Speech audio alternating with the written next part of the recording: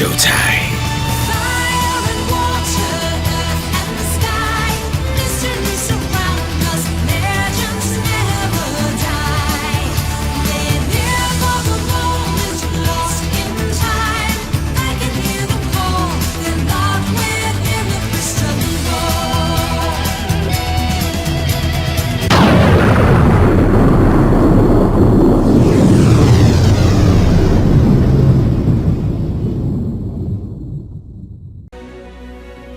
And I am back. That was probably the weirdest sound I've ever made to start an intro. But anyway, whoops. Welcome back to more of Pokemon Shining Pearl. Last time, we played around in the Snow Point Temple. And we went after the, Grand Lord of Nightmares, since Darkrai is technically the embodiment of nightmares. I don't know. This time, we go back to Ramnus Park, and we got ourselves some more slates to go over. So what do you say we get her in there and show them what we can do? I believe for this one in particular, do we want to go into, I think it's this cave? Yes, this is it.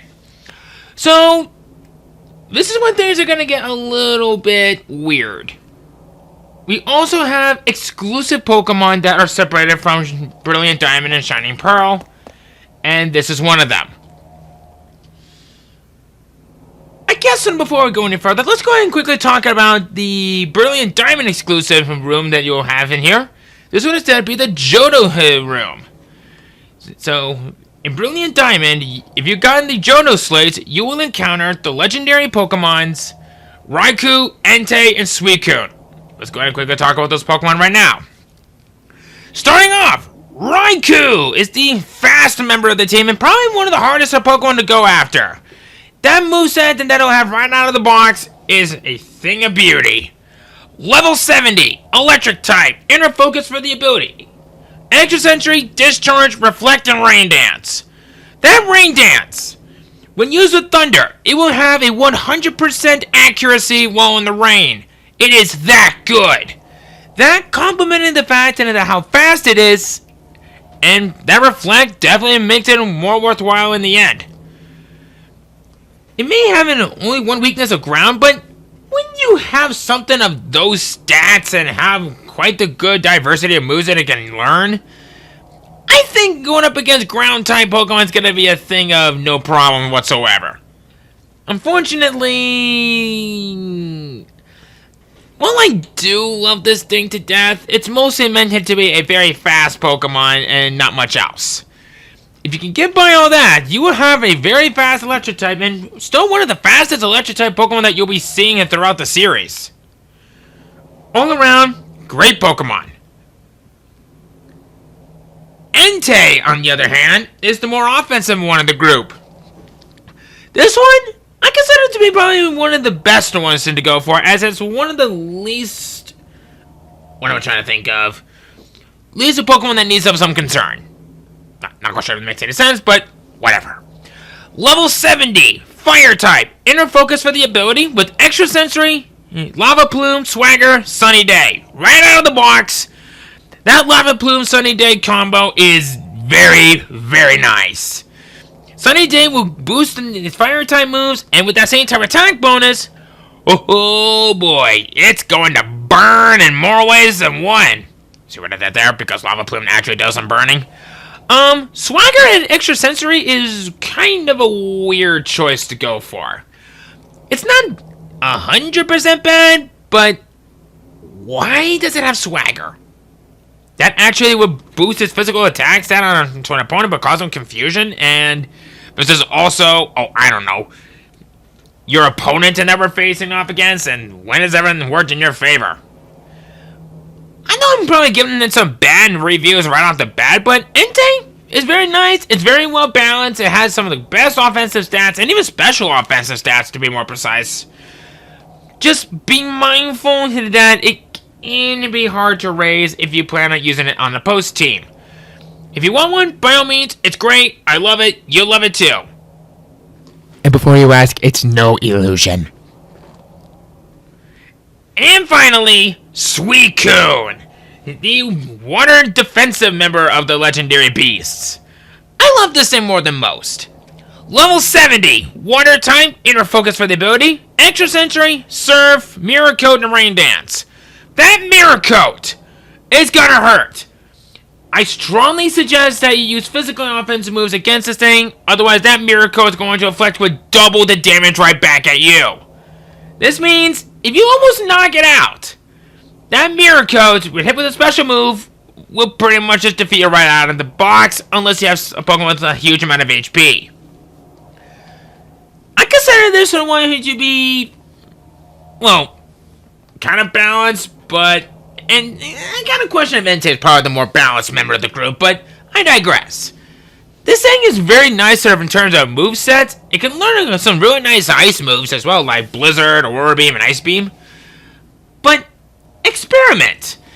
I consider this to be a very solid Pokemon to go for, and yet, oddly, it can learn Gust. Well, I guess then again, it is the Pokemon that is based off of the North Wind, but why is it not on Flying type if that's the case? I choose not to question at this point. But all around, Suicune is great. I love it. You love it. Who doesn't?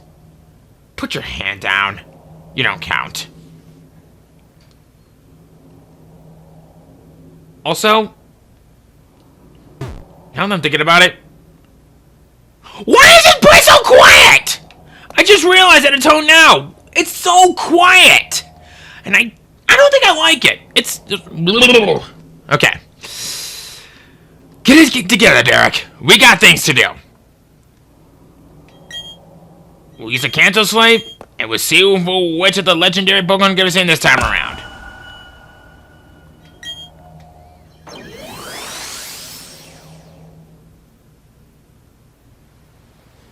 Oh.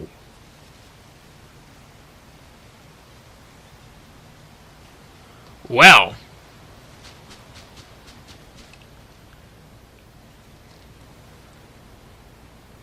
They say that over the course of legends, 3 mighty Pokemon fly through the sky at fast speeds. Some say it can bring out such the most shivering colds, blistering, scorching heats, and wicked thunderstorms. When gathered, it is said that these mighty bird contain one powerful monster that dwells deep beneath the sea. A bird of ice, a bird of lightning, and a bird of fire. Very few have ever fought against these monsters and lived to tell the tale. Have you? If you have, then get ready for the battle of your life. But that's what I would say, because like many strategic people, I highly suggest that you save.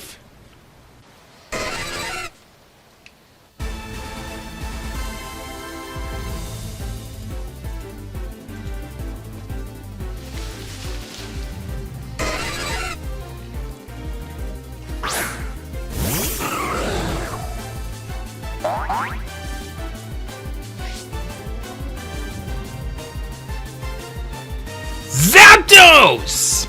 This is probably the best member of the legendary birds.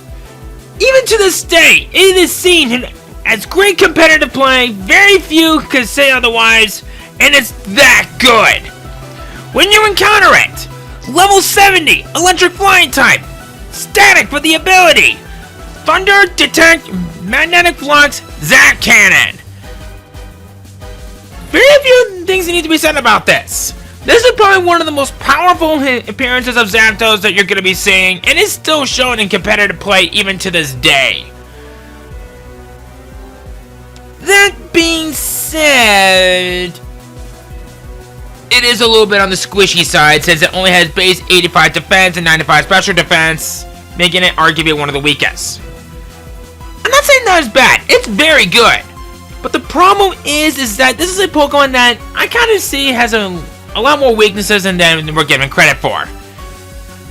Rock and Ice are definitely the ones that you want to be careful with, but when it takes normal damage from electric type moves, it can actually serve as a bit of a decent with switching out if you need to. It also has a ground immunity, so can't say no to that. But all around, Zapdos is great. It's considered to be one of the best, but some consider it to be one of the worst because of how squishy it is. But all around, I love it, and so do you.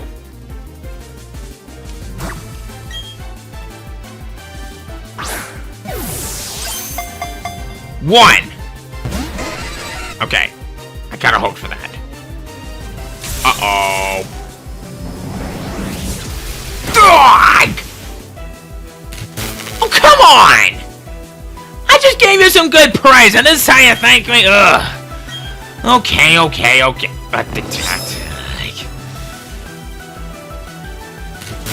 Didn't matter, you just wasted it to attack. Okay. Go for a water pulse.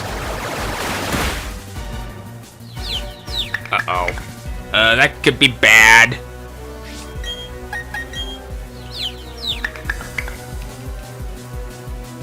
Uh-oh. Uh-oh.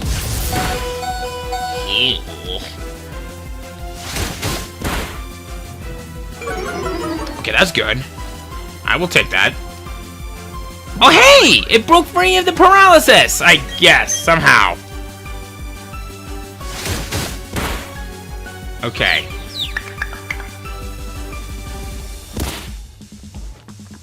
Okay, Zapdos, I'm gonna need you to not hit yourself again. Please and thank you. Okay, that's something that I want to talk about. Whenever someone says please and thank you in the same sentence, I gotta say this.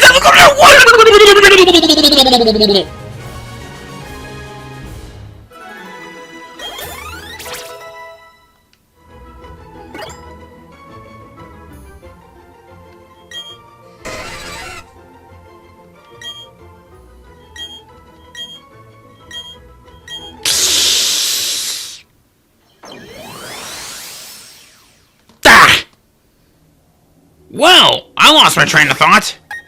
So I was trying to say that whenever someone says please and thank you in the same sentence without even waiting for the thank you in the afterwards, I always feel like that is just so rude because, like, you can say like please and thank you in advance, like please and then thank you in advance or something like that. That I could probably accept, but why is it that it's like that? And Zapdos, why? Did I praise you so well that you wanted to come with? Okay, I'll take it. Wasn't quite expecting to catch you so soon. So,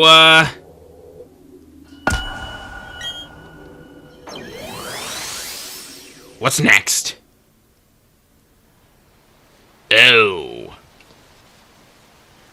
Well then. Here's one thing to get interesting. Now, if you'll excuse me, I gotta go save once again.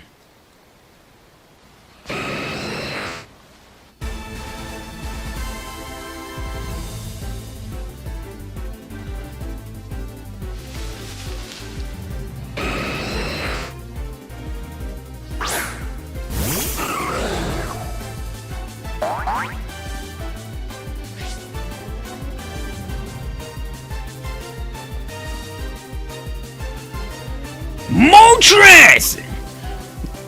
I consider this one to be probably to be the weakest member of the legendary birds, but don't let that fool you. I consider this to also to be probably one of the more strategic.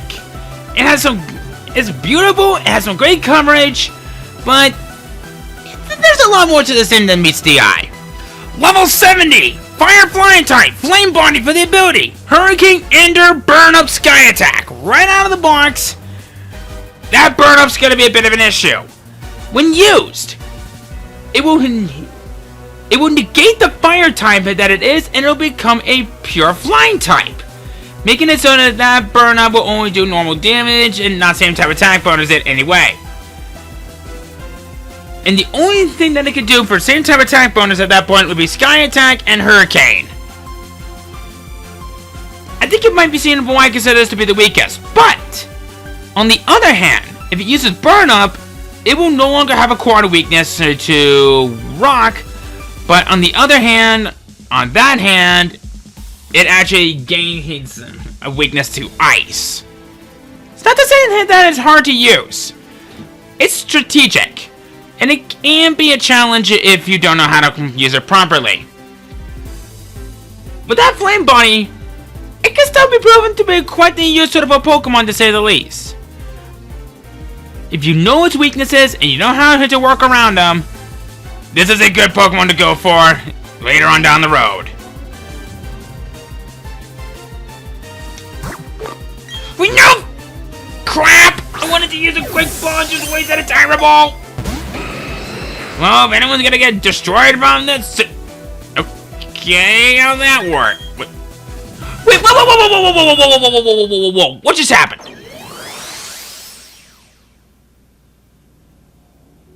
What? A controller acted... Like... You know, it's a good thing that I saved. Because what the heck?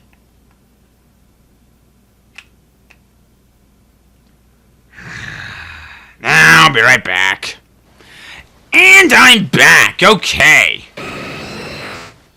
Let's try that again.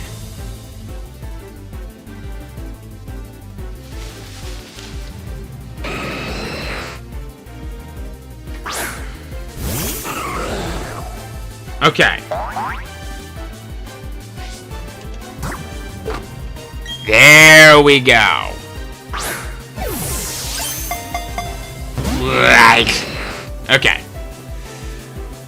Okay. Why are you using Indoor? Go for a Blizzard. Uh-oh. Oh boy, here we go. Ah, what?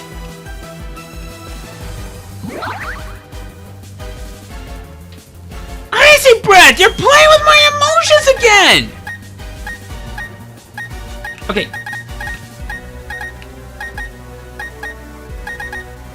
Okay. Controller, you quit it. Like, I swear to God, I'm not doing this on purpose, guys.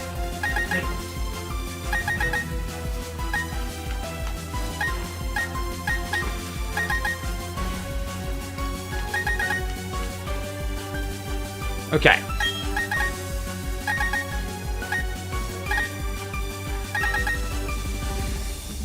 You're kidding me, right? You're seriously kidding me. You know what? No. I've had it with this. I'm bringing out the big guns in this one.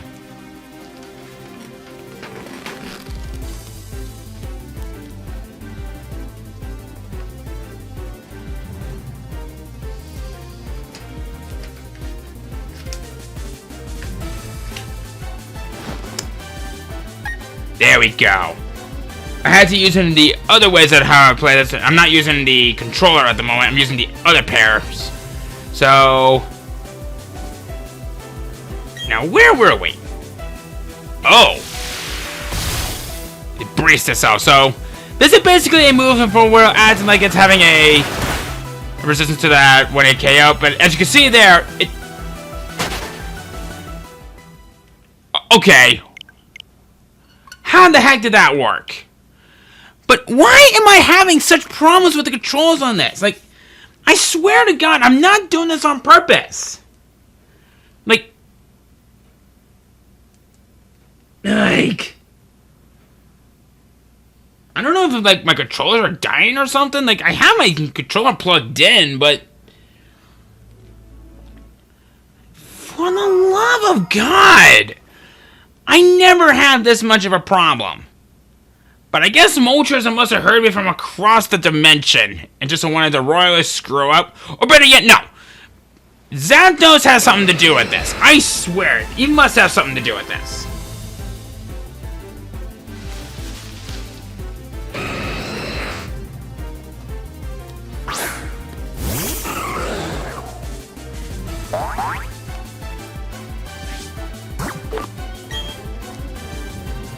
Alright, here we go. Third time's the charm on this. Uh-oh. Using Burn Up right out of the bat? Well, that's kind of unfortunate.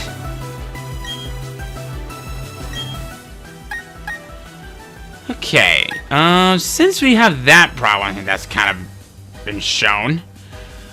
What do I want to use this time around? I could try Papilio. I guess anybody's kind of fighting fire with fire, but fortunately for me, he's not getting the same type of attack bonus anymore.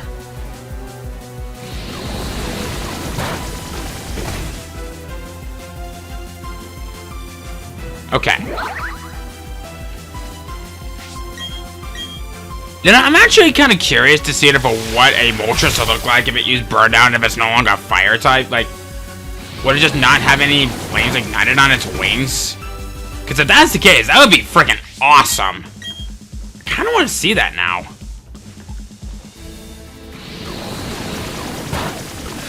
Ooh, that was a critical. Okay. That scared me for a moment. Okay. So now they've finally gotten that. Hopefully we can get through this with no problems for the rest of the episode.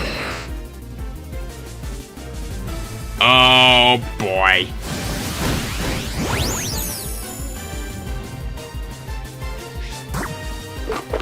That's gonna hurt.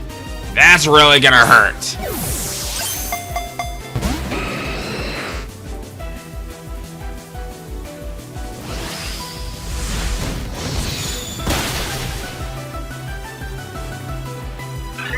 You see what I mean?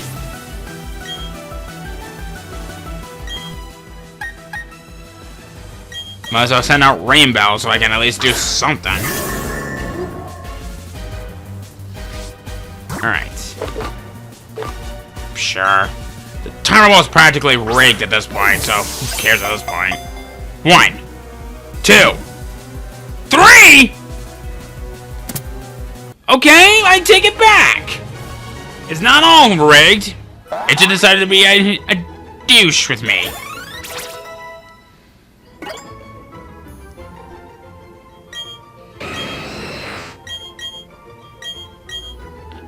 Okay.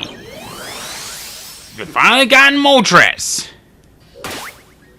We have one last Pokemon to go after, and then we'll finish it up from here.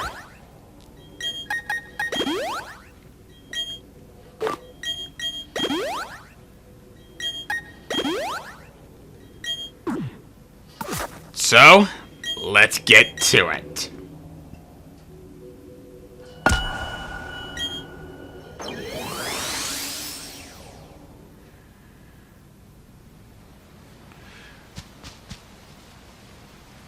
Looks like we're getting the middle of the road choice. And for last. See you in a little bit while I go save and yell at my controllers.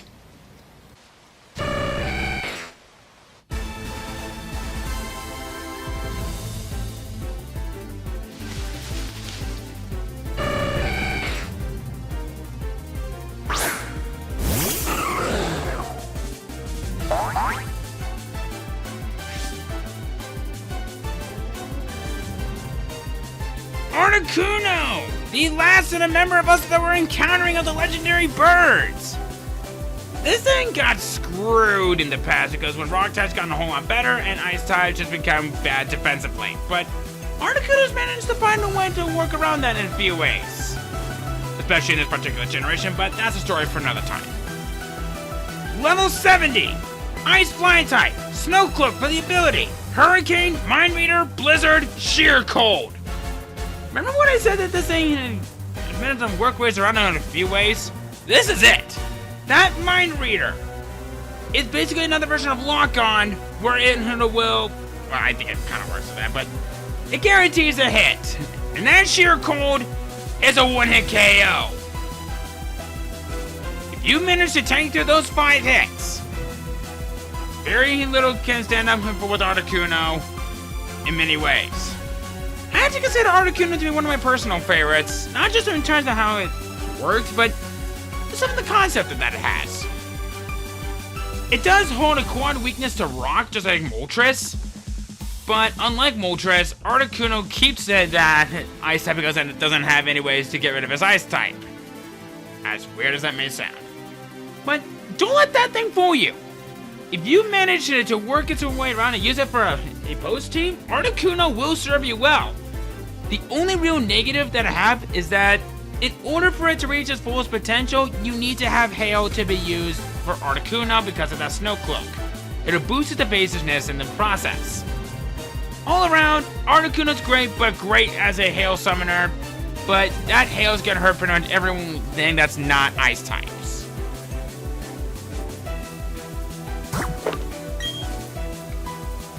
Here we go. Why not?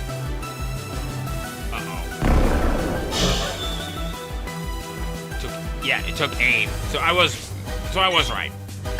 Okay. So I think what I'm going to do, since ice only resists itself, I'm gonna go for a Frost Breath so I could at least try to cripple it away. And that's good. I'll take that. Wait. So you can read my mind so you can read my mind again.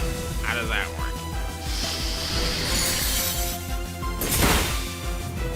Okay.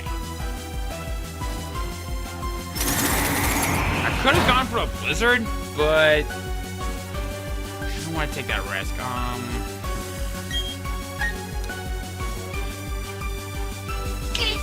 Risk it! Oh, I can't look.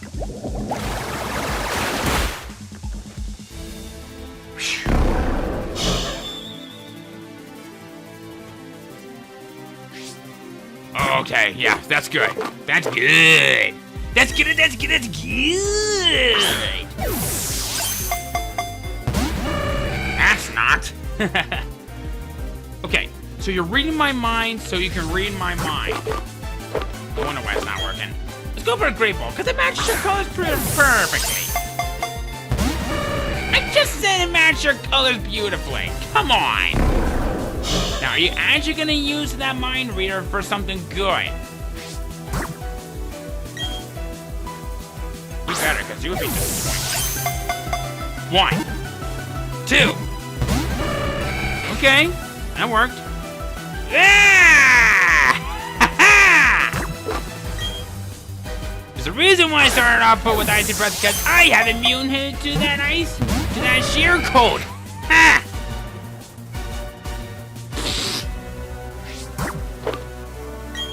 Wow. This is kind of embarrassing. 1.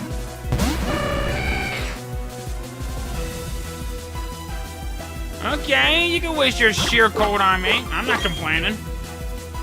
Giving me some free moves.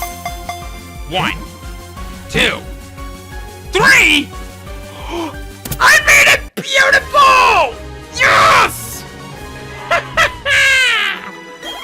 I made an Articuno beautiful. I don't know why I'm getting so... I can't think of anything clever on that one, but the point is, I got Articuno in pretty much something as weak as a Pokeball. Another room down.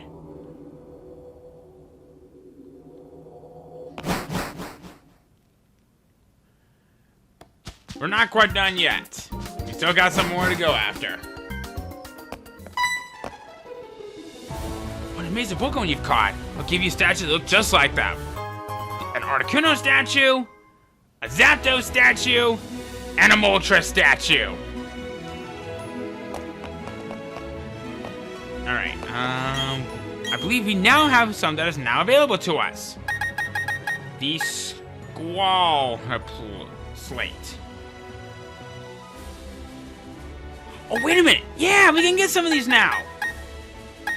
They're all now accessible, but unfortunately, it doesn't matter because we can't get it all.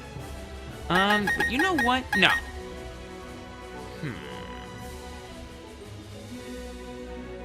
I still haven't gotten more shards yet, but I'll definitely be doing that off screen. So I think for now, we'll go for a Squall Slate, and then we'll go for the...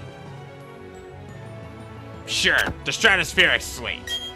The question is... I want to check something. Oh, right, we can't trade anything for that, but Oh well, I guess it's not gonna matter much on him.